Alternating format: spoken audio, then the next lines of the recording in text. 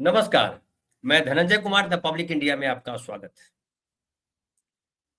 आज की सबसे बड़ी खबर तो यही है कि ईरान और इजरायल के बीच जो वार चल रहा है वो बढ़ता जा रहा है।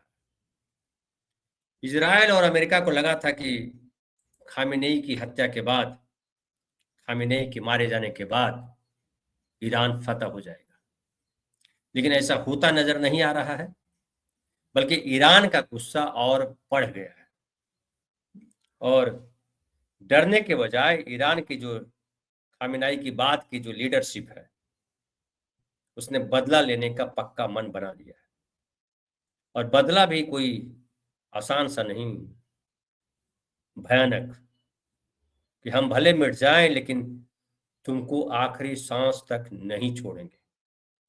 देखिए वहां ईरान जो है उसकी एक मस्जिद है, जामकरन, उस मस्जिद पर लाल झंडा फहरा दिया गया है और लाल झंडा फहराने का मतलब माना जाता है कि खामेनेई के खून का बदला लेगा ईरान। और ईरान ने कहा भी है, वहां के जो हेड हैं उन्होंने कहा है कि अमेरिका और इजरायल ने रेड लाइन क्रॉस कर दिया है। हम ऐसा भयानक वार करेंगे कि तुम रहम की भीख मांगो। उसके अलावा देखिए कि ईरानी राष्ट्रपति जो है उन्होंने कहा है कि खामेनेई की हत्या मुसलमानों के खिलाफ खुली जंग है। और ईरान के जो सुप्रीम लीडर थे खामेनेई, उनकी मृत्यु के बाद उनके बेटे को सुप्रीम लीडर चुना गया है, ऐसी खबर आ रही है और स्पष्ट संदेश है कि वो सरेंडर नहीं करेंगे। ईरान के राष्ट्रपति मसूद पज़ेश्कियान ने कहा है कि supreme leader Ayatollah Ali Khamenei की अमेरिका और इजरायल के हमले में हत्या मुसलमानों के खिलाफ जंग का ऐलान। हालांकि देखिए कि जो बाकी मुस्लिम कंट्रीज है ईरान के अलावा, वहाँ कई सारे मुस्लिम कंट्रीज है, पूरा गल्फ जो है, उन लोगों ने मीटिंग की है। गल्फ कोऑपरेशन काउंसिल है, ये सब मुस्लिम कंट्रीज है, कतर है, सऊदी अरब है, यूनाइटेड अरब अमीरात है, उसमें शामिल है ओमान, कुवैत, बहरीन। और इसमें इमरजेंसी बैठक बुलाई गई और बैठक में बातचीत हुई। ये सारे देश देखिए कि वो अमेरिका के साथ कहीं ना कहीं हैं और इसलिए ईरान इन तमाम देशों पर जो है, पहले तो अमेरिकी ठिकाने थे या सैनिक बेस थे, वहां हमला कर रहा था ईरान, लेकिन अब इन देशों के दूसरे इलाकों पर भी हमला होने लगा। दुबई के कई बड़ी इमारतें खंडहर बना दी गई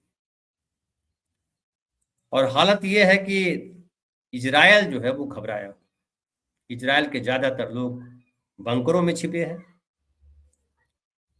हालांकि इजरायल के जो प्रधानमंत्री हैं नेतन्याहू, उन्होंने कहा है कि हम हजारों हमले करेंगे ईरान के ऊपर और जब तक ईरान सरेंडर नहीं कर देता तब तक ये युद्ध जारी रहेगा।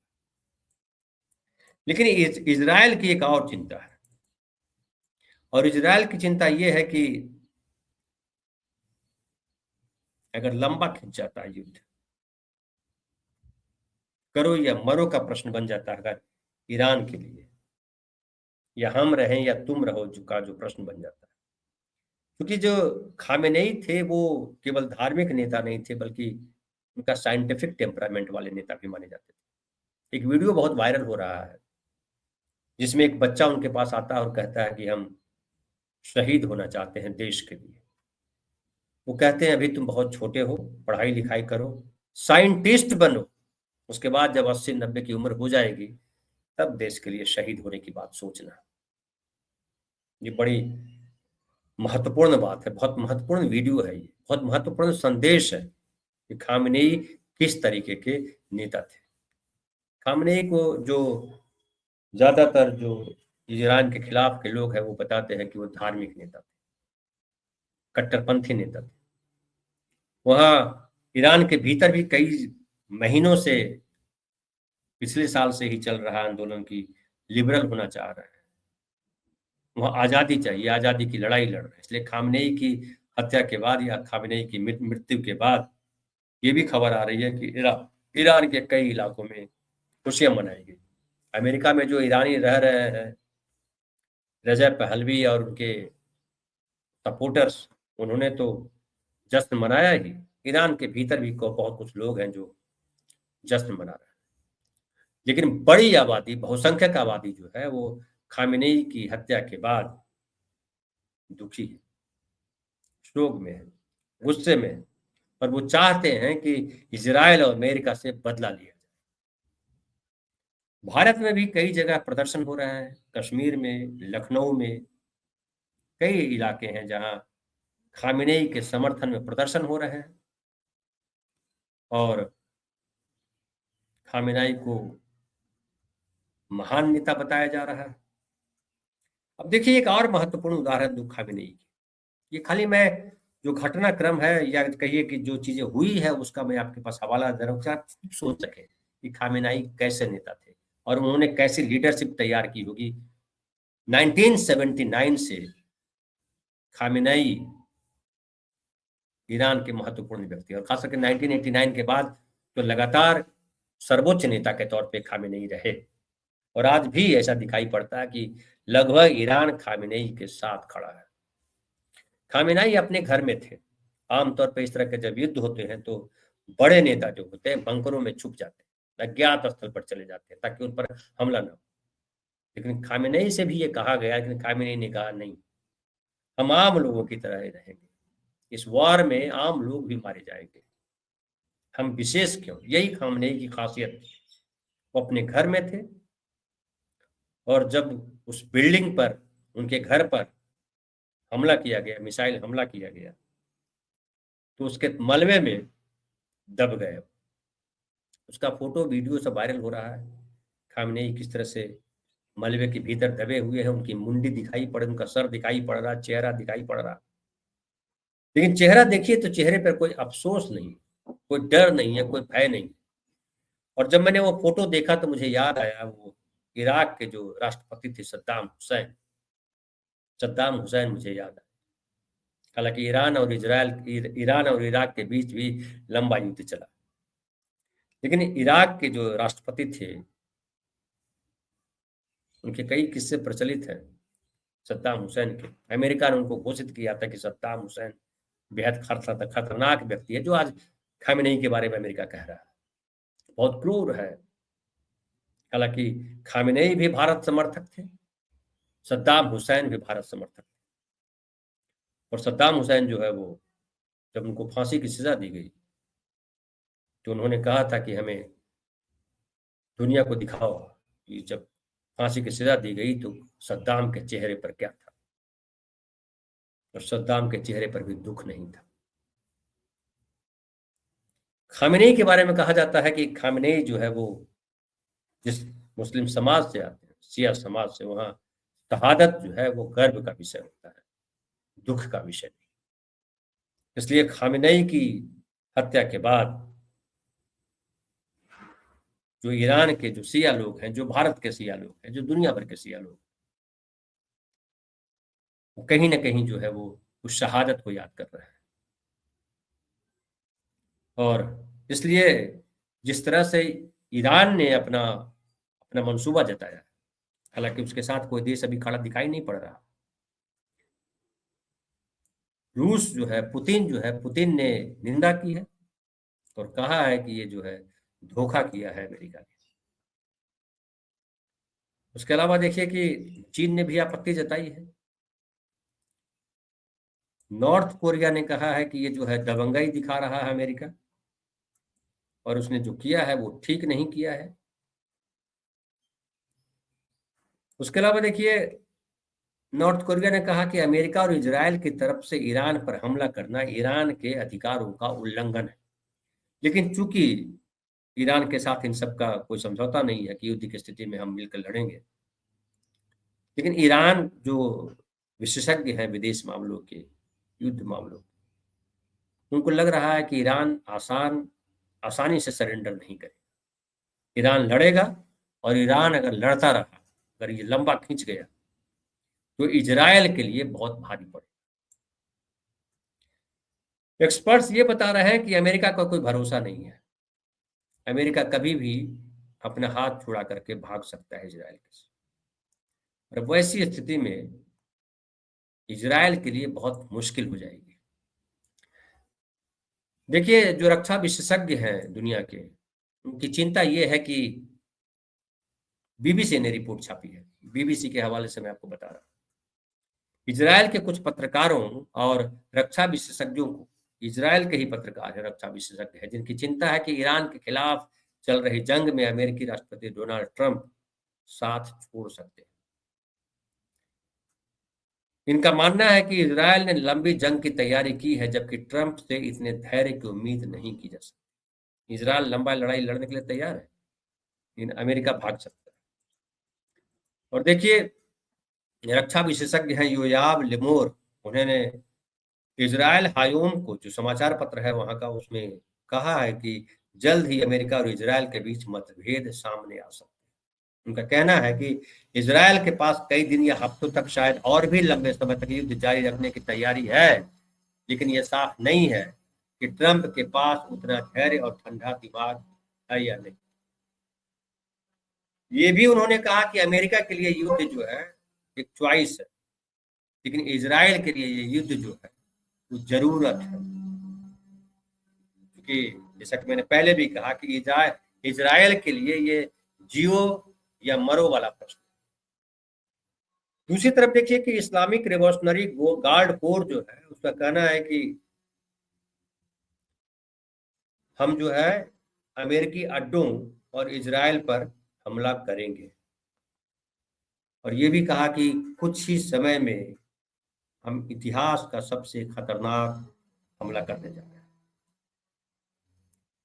दूसरी तरफ ट्रंप जो है, वो ट्रंप ने भी कहा है कि ईरान ने भी कहा है कि वे आज बहुत जोरदार हमला करेंगे, इतना जोरदार कि जितना पहले कभी नहीं किया, लेकिन बेहतर होगा कि वो ऐसा न करें, क्योंकि अगर वो ऐसा करते हैं तो हम उन पर ऐसा जोरदार हमला करेंगे जो कभी नहीं देखा गया। तो ट्रंप भी धमका रहा है, लेकिन अमेरिका का जो रिकॉर्ड है, खुद ट्रंप का जो रोल बैक करने वाला, वो रिकॉर्ड बताता है कि बहुत लंबे युद्ध में अमेरिका फंसेगा, अमेरिका के नागरिक परेशान हो जाएंगे और ट्रंप के लिए मुश्किल आ जाएगी। तो अब इजराइल के लिए सवाल जो है करो या मरो वाला है, और इसे में इजराइल अगर फंस जाता है तो क्या भारत साथ देगा?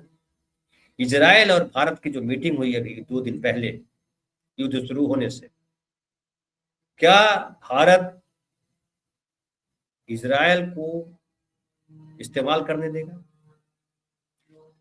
ऐसा दिख रहा है कि ईरान के साथ जो भारत के पुराने संबंध थे, नरेंद्र मोदी उस संबंध को कंटिन्यू नहीं करना चाहते, इसलिए वो इजराइल के साथ खड़े हैं।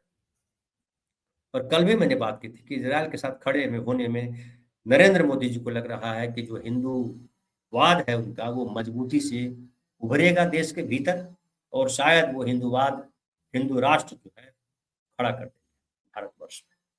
मुसलमानों को पिछले 12 सालों से हिंदुस्तान में जिस तरह से दबाया गया, जिस तरह से उनके खिलाफ एक जनमत तैयार कर दिया गया, हिंदूवादी गिरोह तैयार कर दिया गया, तो अब सड़कों पर लिखने लगे हैं कि मुसलमान इस सड़क पर नहीं चल सकते, और उन्हें कोई अफसोस नहीं इस बात का। वो कह रहे हैं कि अगर चलेंगे तो हम मारपीट भी करेंगे। इस लेवल पे आ गई है चीजें। तो जाहिर है कि भारत को किस दिशा में ले जाना चाहते हैं नरेंद्र मोदी, वो प्रमाणित हो जाता है। इसके अलावा देखिए, भारत के साथ सबसे बड़ी मुश्किल ये आने जा रही है कि एक तो भारत ने अपनी विश्वसनीयता विश्व स्तर पर खो दी है। दुनिया में भारत जाना जाता था, ये मानवीयता के साथ खड़ा रहने वाला देश है, मानवीय मूल्य के साथ खड़ा होने वाला देश है। गांधी ने जो बनाया था, नेहरू ने जिसको गाढ़ा किया, इवन इंदिरा गांधी ने जिसको गाढ़ा किया। आप 1971 का वार याद कीजिए, जो बांग्लादेश बना। आज भी ये लोग कहते हैं कि बांग्लादेश जब बनाया था, युद्ध हुआ था, पाकिस्तान के हमने 4,000 वर्ग मील कब्जा कर लिया था, 93,000 सैनिकों को हमने बंधक बना लिया था, नेगोशिएशन का अच्छा अवसर था, और पीओके हम हासिल कर लेते, लेकिन इंदिरा गांधी ने नहीं किया। यानी इंदिरा गांधी कमजोर महिला थी, भारत विरोधी महिला थी, जबकि इंदिरा गांधी ने बताया था कि जो second world war, first world war जब हुआ था तो वर्साई की संधि जो हुई थी, वर्साई की संधि की वजह से ही सेकंड वर्ल्ड वार की नींव पड़ी थी।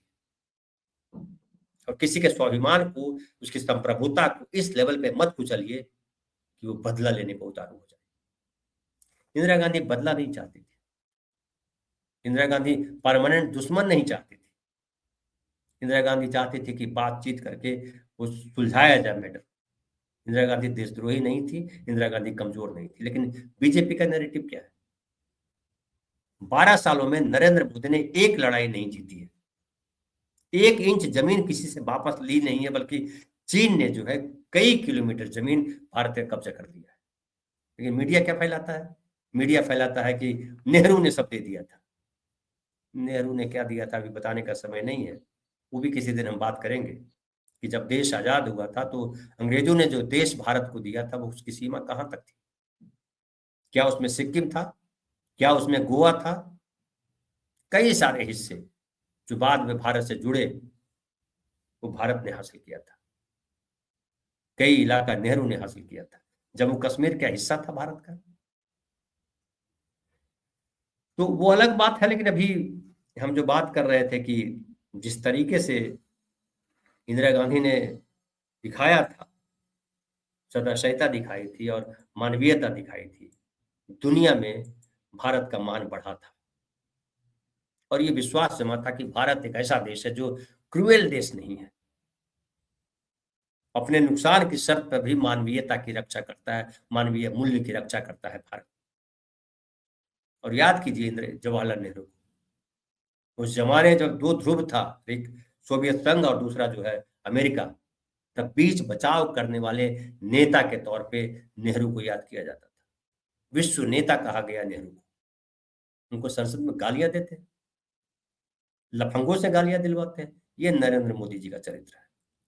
और नरेंद्र मोदी जी के 12 साल के शासनकाल में विश्व के स्तर पर भारत ने अपनी विश्वसनीयता खो दी है। भारत किसी के लिए विश्वसनीय नहीं है। ऐसा लगता है जैसे भारत किसी का दोस्त नहीं हो सकता, मतलबी है, डरपोक है। नरेंद्र मोदी ने भारत की छवि एक डरपोक राष्ट्र के तौर पे स्थापित कर दी। वो पिछला राष्ट्र। ट्रंप ने क्या नहीं कहा नरेंद्र मोदी को, लेकिन नरेंद्र मोदी के मुंह से एक बात नहीं निकली। जो व्यक्ति पाकिस्तान को धमकाता है, मधुबनी जाकर के पाकिस्तान के जो आतंकी आए थे कि हम मिट्टी में मिला देंगे, ट्रंप के सामने घी बन जाती है। उसे समझिए कितना ताकत। और वो उस आयरन लेडी को, इंदिरा गांधी को चुनौती देता है, देशद्रोही बताता है, जिसने अमेरिका के राष्ट्रपति को कहा था कि आप बैठे रहो अपने घर में, जो करना है करो, हम वही करेंगे जो हम चाह रहे हैं। लेकिन हमारा गटर मीडिया जो है वो वही परोसता है जो उसके थाली में परोसा जाता है। और गटर मीडिया में है कौन? लीडर कौन है गटर मीडिया का? वही अडानी के चैनल, अंबानी के चैनल। अडानी किस तरह से फंसे हैं अमेरिका में, ये आप सबको पता है।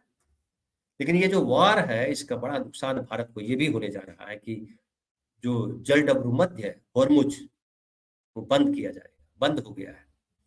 और भारत का ज्यादातर तेल वहीं से आता है। जो गल्फ के कंट्रीज से जो तेल आता है उसी रास्ते है। तेल महंगा होगा। तेल महंगा होने का मतलब होता है कि महंगाई और बढ़ेगी। भारत जो सामान निर्यात करता है विदेशों को, वो उस रास्ते से गुजरता है। जब निर्यात रुकेगा तो भारत में जो उत्पादन जो कुछ भी होता है, जो व्यापारी है जो यहाँ से निर्यात करते हैं, उनको भी उसका खामियाजा भुगतना। भारत सरकार तो जो है लाखों करोड़ रुपए लोन लेकर के, वर्ल्ड बैंक से लोन लेकर के चल सकती है, लेकिन वो व्यापारी कैसे चलेंगे? उत्पादन कैसे चलेगा? रोजगार कैसे मिलेगा? गरीब आदमी कैसे चलेगा? ये बड़ा सवाल है।